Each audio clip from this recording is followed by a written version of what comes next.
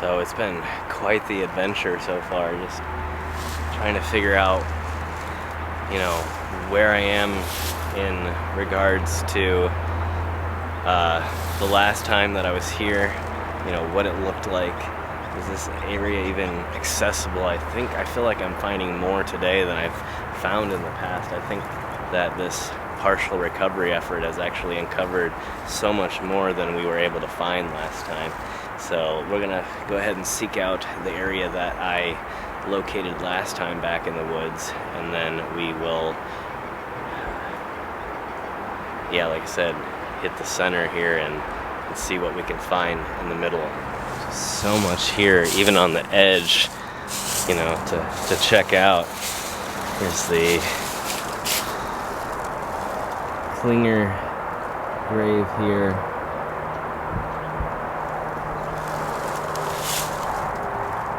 Sarah Klinger, 1801 to 1882, and then Isaac, 1803 to 1897.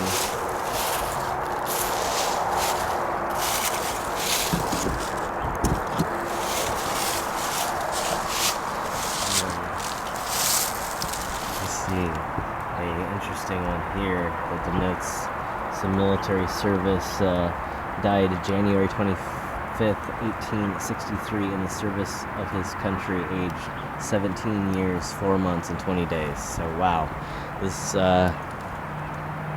brave person here went out and served in the Civil War and gave his life to fight for a noble cause of freeing the slaves and eliminating one of the most evil institutions, maybe the most evil institution ever created by man. So, many thanks.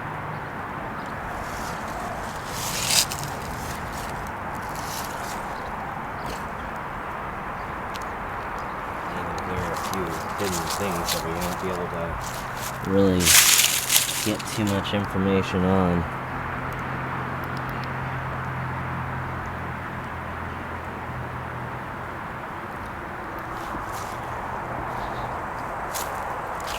I believe this is our service member's name here, Isaac.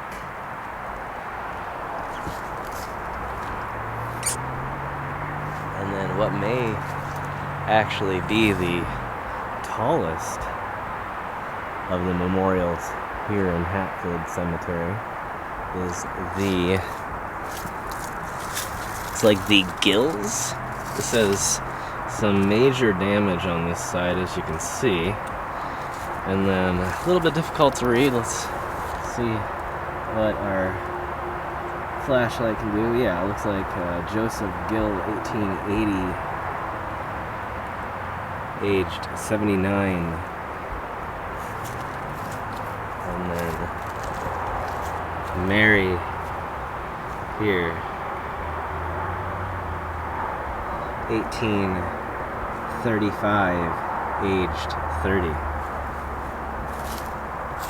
I think that is all. That we have an individual marker here. A very amazing relief here that has stood the test of time. It says Melinda. And it looks like we do have some writing on this side. We'll go ahead and get that real quick. Wow, I wasn't expecting to be here this long. I kind of thought, okay, so you can see Melinda here is also memorialized on the main stone, 1849, aged 30, and then below Catherine, 1833, aged 45, wife of J. Gill. So, see that in antiquity, a lot of times everyone was just buried together, whereas nowadays that might seem somewhat like an insult to some people, where it wasn't quite a big deal to understand the concept of, getting remarried. So, and then being all buried together in the end. So, very interesting. Alright, let's go ahead and continue. We got another fallen one here.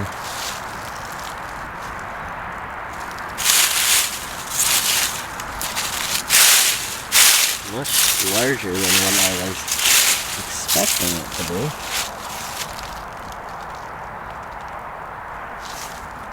It's a little bit difficult. It looks like something Haven. 1817. Is that 1817? This place is very old. It was officially established in 1830, I believe. So it is very possible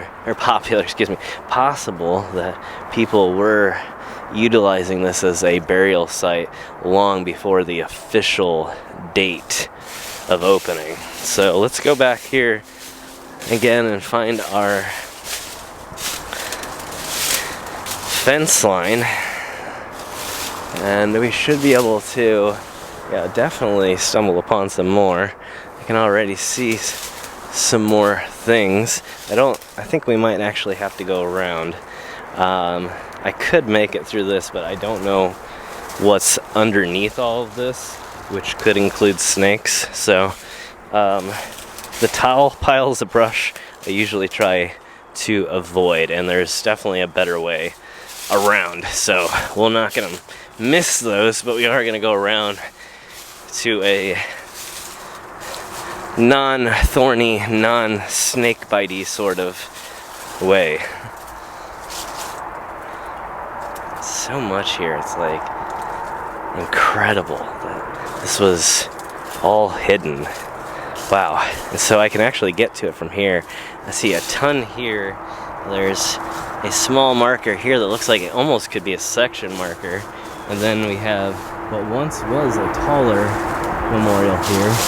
See Philip Cook, 1806 to 1877,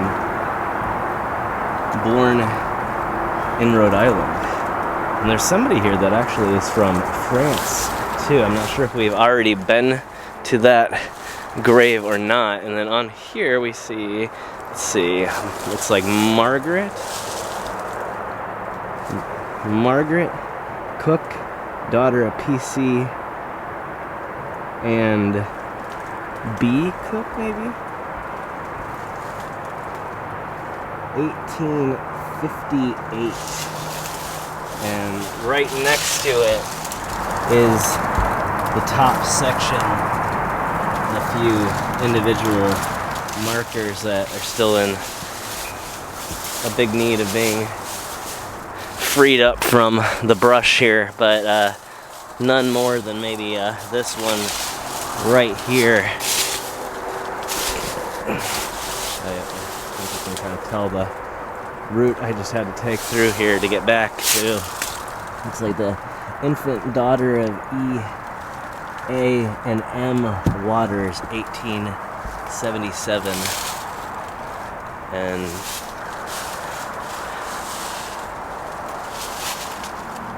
no real sign of the Waters graves. However, I do see a similar headstone way over here in the brush. I can't tell if there's anything in between or not. So let's go ahead and exit the bush again here. And then we'll head around towards some of this damage here and then go back in and try and find the rest of that family.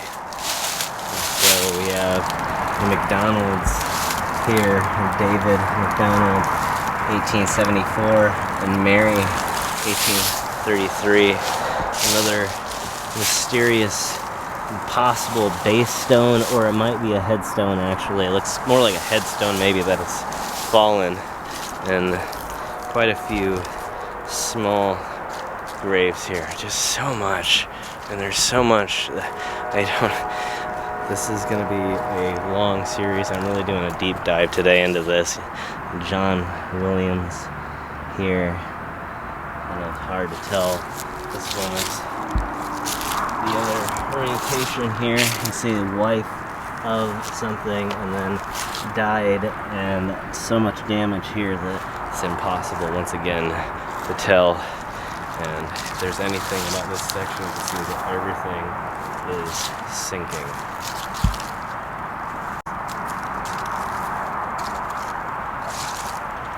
I mean, there's a lot here. It's so sad.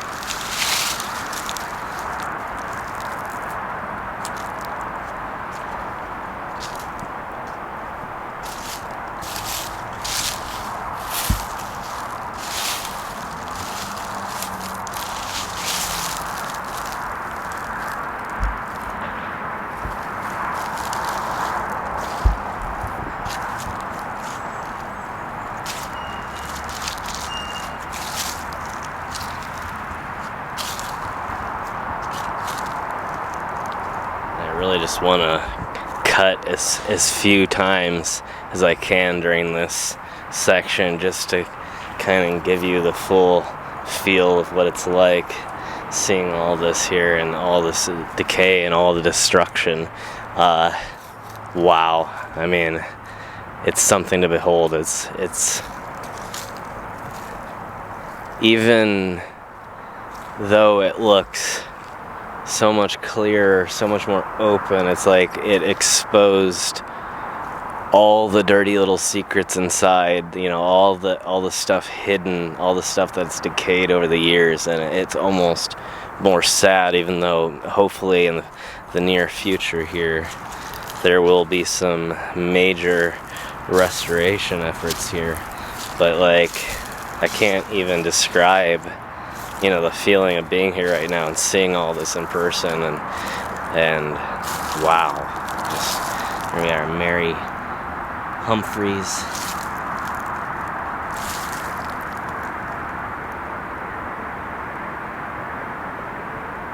It's like 1855 there.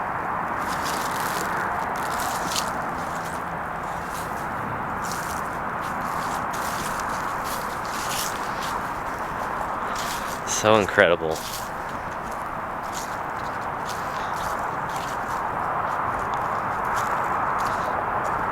So let's go ahead and dive back in now.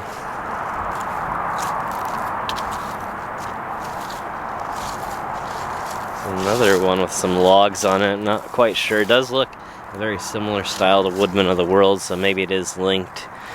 John Smether, 1816 to 1864. And unfortunately, and right next to it, another one that has fallen face down here.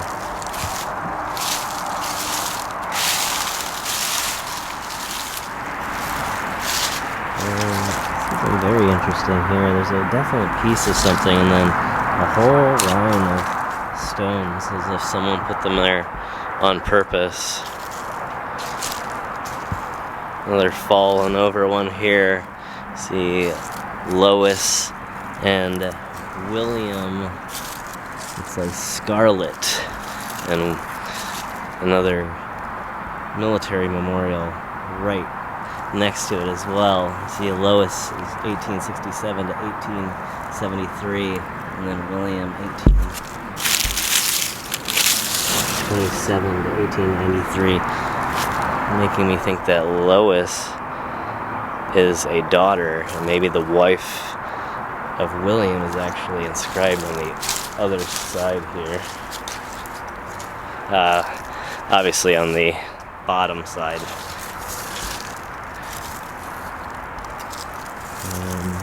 It's like the 29th Indiana Infantry, and most likely Civil War service.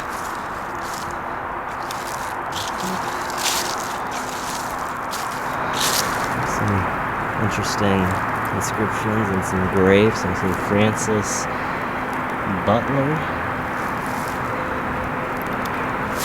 1856.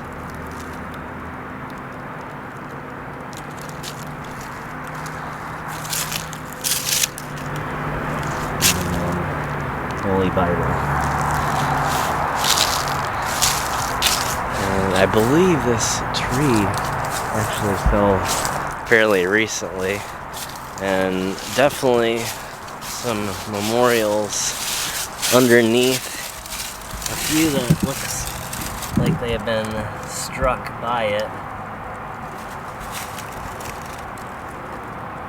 1875. There is that.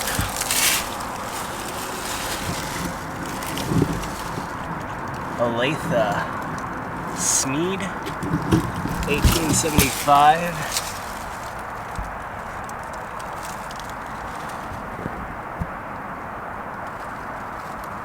And then underneath the branches here we have at least two more. A little bit more difficult to read, unfortunately.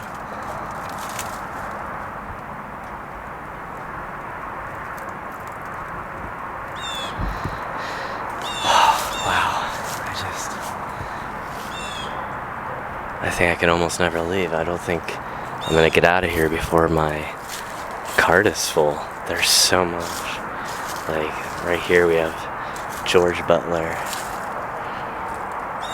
1811 to 1889. And the top section of that missing here. And then behind it, another fallen memorial here. Very difficult to read, only due to the fact that part of it is actually buried. The inscription actually is relatively clear. However, you can only get stick, and then it looks like daughter of, with the inscription of the Tree of Life, and then 18 years and 30 days looks like. And even more underneath this fallen tree, and this whole section here is filled. It just must have uncovered so much. I don't even know if any of this was walkable last time. I think this was mostly brush here. Wow, this is overwhelming. I smell cigarette smoke. It could be coming from the park, though. It might be from somebody's home. Here is J.B. Robinson.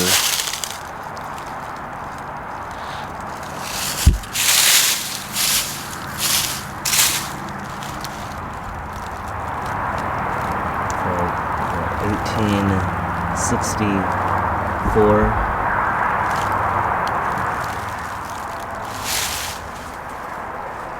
I think that is all that's back here.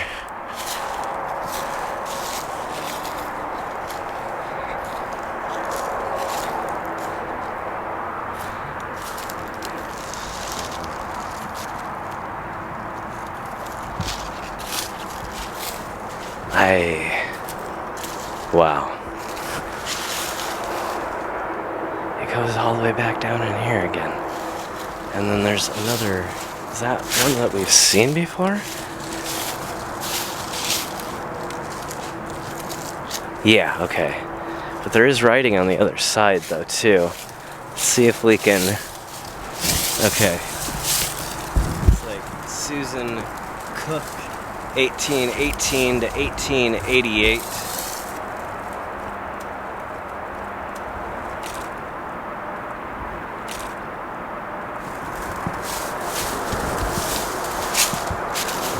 Abigail and Andrew Snoke. Abigail 1871 1849 and Andrew 1871 1948. Again, I apologize, I can't read these all, otherwise we won't be able to do what we're doing and try and find some of these lost ones. There's Walter H. Hare, and this is the one that I was wondering about, and it is a different last name. So 1858 to 1946 for Walter, but not the family members of the infant that we were looking for. There's another one in this way, and then there's this one. Wow. It looks like there is some decorative inscription, but the names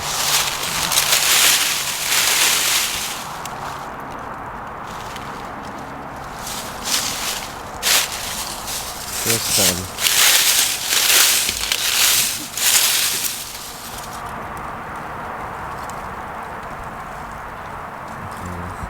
Very disorienting trying to look at it this way. It's like a hare, although it may have been misspelled. And then 1880, we'll try and fill in some of the rest in a little bit. Looks like alley, maybe? So, lucky to have gotten that one. And we are at the very edge here of the fence line once again. However, right up along the fence line is another mystery memorial here.